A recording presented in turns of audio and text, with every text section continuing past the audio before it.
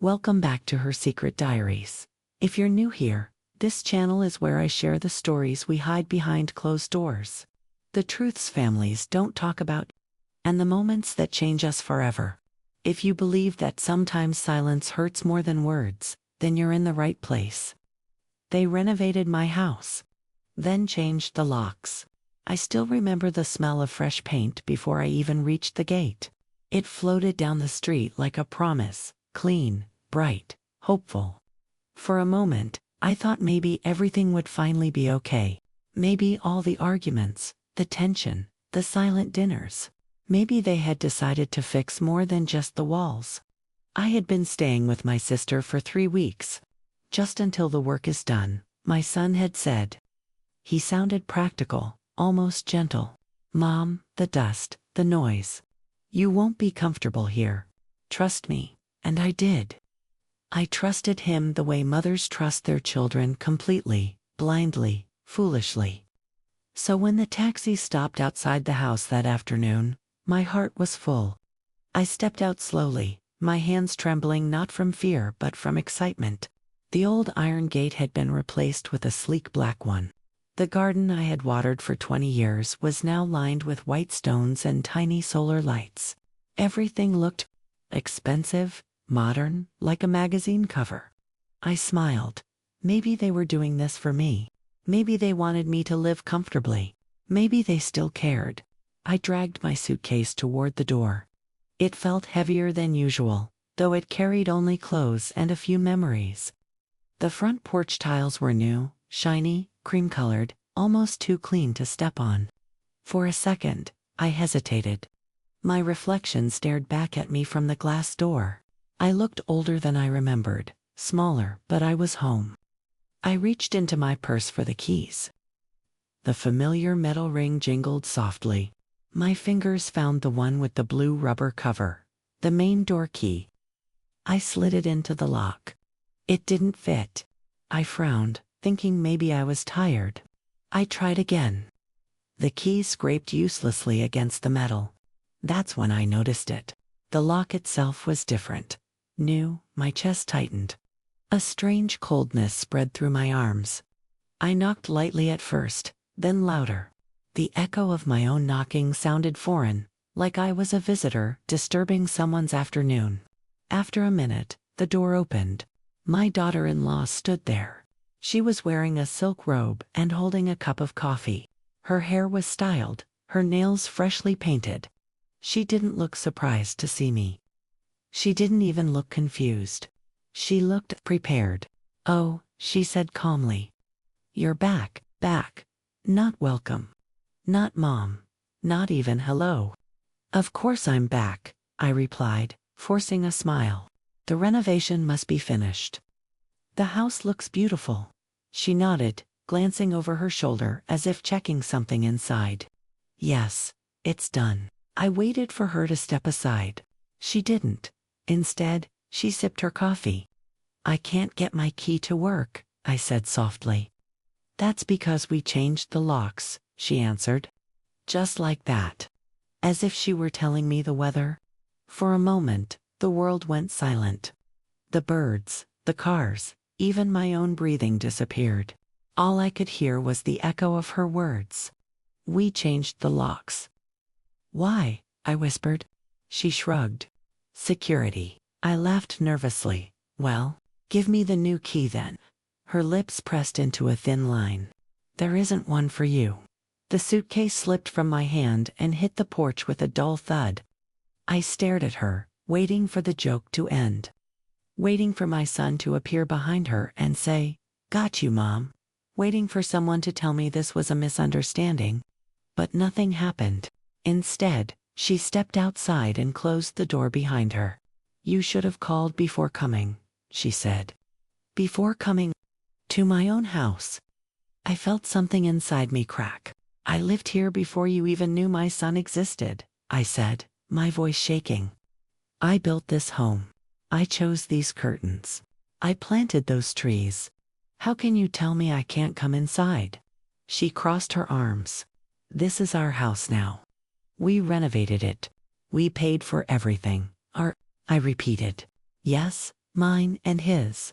Her words felt like stones thrown at glass, each one breaking another piece of me. I looked past her at the living room. I could see new furniture, gray sofas, a large TV, bright lights. The old wooden cabinet that held my husband's photographs was gone. So was my place in this house? Where is he? I asked. At work, she said. He'll call you. I sank slowly onto the porch step. My legs refused to hold me anymore. The sunlight that had seemed warm just minutes ago now burned my skin. How long were you planning this? I murmured. She didn't answer. Instead, she picked up my suitcase and placed it beside the gate. Like a delivery left at the wrong address. You can't stay here, she said. It will just create drama. Drama. 25 years of cooking, cleaning, saving money, staying awake when my son had fevers. All reduced to drama. I wanted to scream. I wanted to break something. I wanted to remind her that before this marble floor, before these designer lights, there was a woman who sacrificed her youth to build these walls. But no sound came out. Just tears. She went back inside. The door clicked shut. The new lock gleamed under the sun like a final verdict. I sat there for hours. Neighbors passed by. Some looked at me with pity, others with curiosity. No one asked anything. In our society, family matters are like wounds. Everyone sees them, but no one touches them. My phone finally rang in the evening. It was my son. Mom, why did you go there? He asked, sounding irritated. I almost laughed. Because I live there. He sighed heavily. We talked about this. Things are different now. Different doesn't mean I become homeless, I replied. You're not homeless. You can stay with Auntie. Or we'll arrange something. Arrange something. I closed my eyes. Memories flooded in his first day at school, his broken arm, the nights I skipped meals so he could eat more. I didn't raise you to treat me like this, I said. There was silence on the line. Then he said something that changed everything. You raised me to take care of my own family, and now my family is my wife. The call ended. I felt like the earth had opened beneath me. That night, I slept on my sister's couch again. But something inside me had changed. I wasn't just hurt anymore. I was awake. For years, I had given without thinking. I had signed papers without reading. I had trusted promises without proof. But now, I wanted answers. The next morning, I returned, not to beg, but to understand. This time, I didn't knock. I went straight to the neighbor who had witnessed everything. An old man who knew the history of every brick in that street. He told me the truth. The renovation wasn't just renovation. It was preparation. They had transferred the property months ago. My signature was on the documents hidden among hospital forms when I was sick. I felt betrayed in a way words cannot describe. But betrayal has a strange power. It can destroy you. Or rebuild you. I chose to rebuild. I met a lawyer. I gathered old papers. I spoke to people I hadn't spoken to in years. Slowly, painfully, I started fighting for the life that had been taken from me. And one day, I stood again in front of that black gate. Not as a victim, but as a woman who finally knew her worth. If you've ever been made to feel like a stranger in your own story, remember this: sometimes losing a house is how you find yourself. This is her secret diaries, and this was the day they renovated my house. Then changed the locks. I didn't ring the bell that day. I stood across the street instead, watching the house like it belonged to someone else. Workers were still moving in and out, carrying boxes, assembling furniture, laughing about something that felt too light for the heaviness in my chest. The bougainvillea I had planted years ago had been trimmed into a perfect shape. Even the soil looked different, fresh, expensive, unfamiliar. A home can change faster than a heart. I remember thinking that if I stared long enough, maybe I would see a piece of my old life through the new glass windows. Maybe the wind would push the curtains the way it used to. Maybe I would hear the sound of my husband's cough from the back room, or my son running down the hallway as a child. But all I saw were reflections. Reflections of a woman who had nowhere to go. That evening, my sister tried to comfort me. She made tea, the strong kind I like, with extra sugar. She told me not to think too much. That time fixes everything. But she didn't understand that time doesn't fix betrayal. It only stretches it, like a shadow that follows you even in the dark. I lay awake on the couch, staring at the ceiling fan spinning above me. Each rotation felt like a question. Where did I go wrong? When did my son stop seeing me as his mother and start seeing me as a burden? I remembered the day he got married. I had worn my best sari. I had smiled until my cheeks hurt. I told everyone how lucky I was to have a daughter-in-law who was educated, modern, ambitious. I meant every word. I never imagined ambition could include taking someone's home. The next morning, I began opening old boxes at my sister's house. I wasn't even sure what I was looking for. Maybe proof. Maybe courage. Inside one of the boxes, I found a photo album. The first picture was of the house when it was still under construction. My husband stood proudly beside a half-built wall, his shirt covered in cement dust. I was younger, thinner, holding a tray of tea for the workers. We had nothing then except dreams. But those dreams had weight. They were real. We paid for every brick with sleepless nights and borrowed money. How could a signature erase that? I kept turning pages.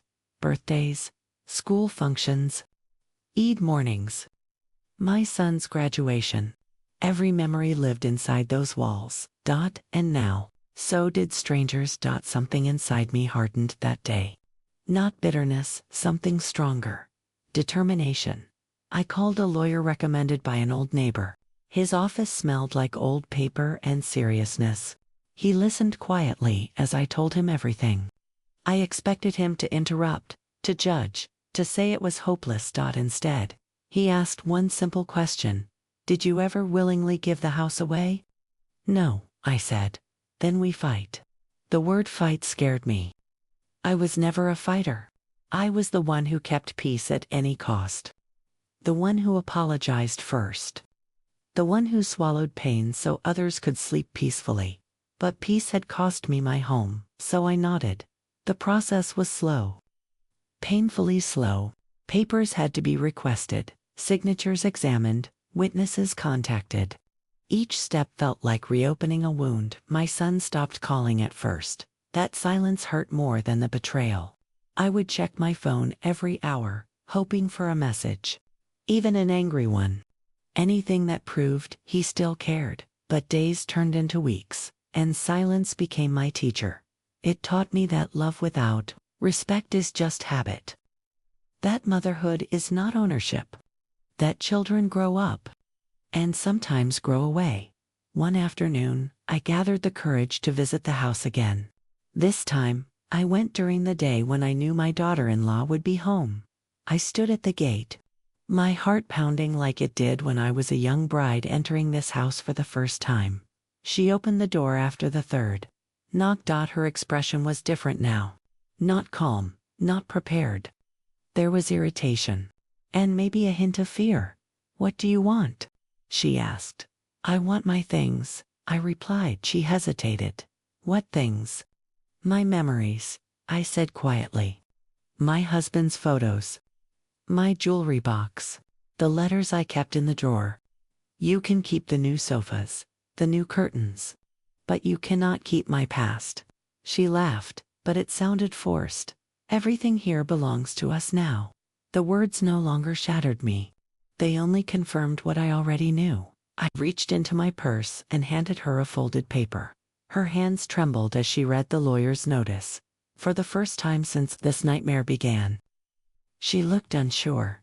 You're making a mistake, she whispered. No, I said. I made the mistake when I trusted without thinking.